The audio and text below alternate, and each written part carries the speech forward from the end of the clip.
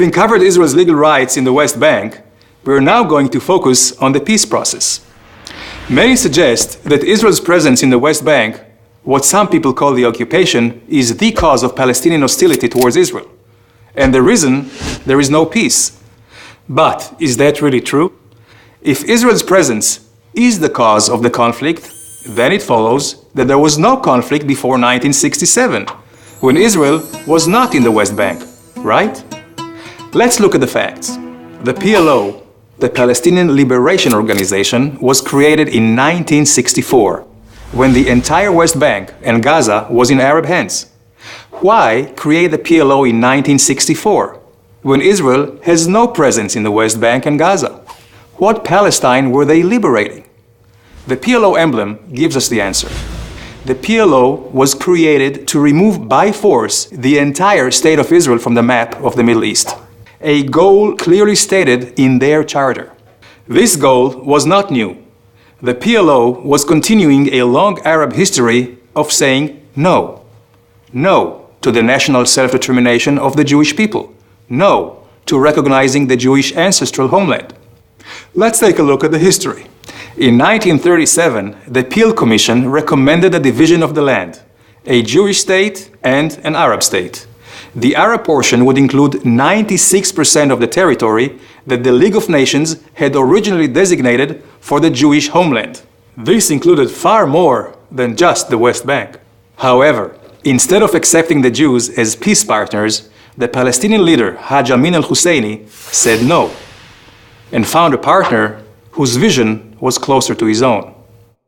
In 1947, the United Nations recommended the partition plan, which again offered the Arabs far more than just the West Bank. The Jews said yes. The Arab leaders again said no and launched a war of extermination. Israel won that war, established the state, but did not know a day of peace, despite the fact that its Arab neighbors held the entire West Bank.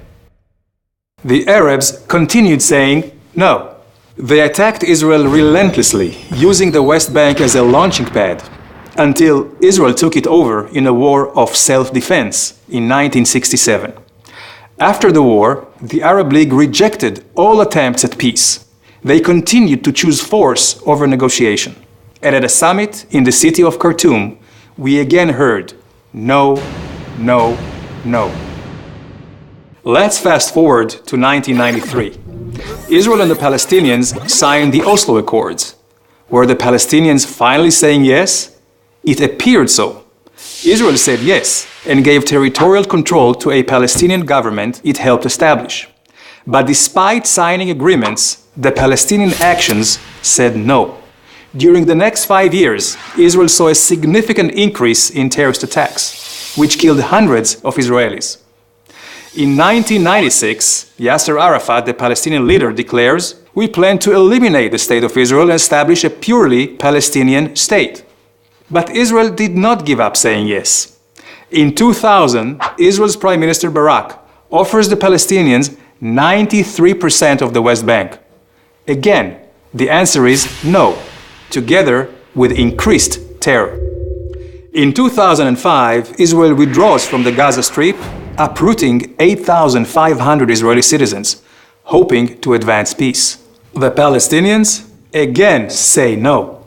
This time, they increase rocket attacks from Gaza against Israeli civilians by over 500%.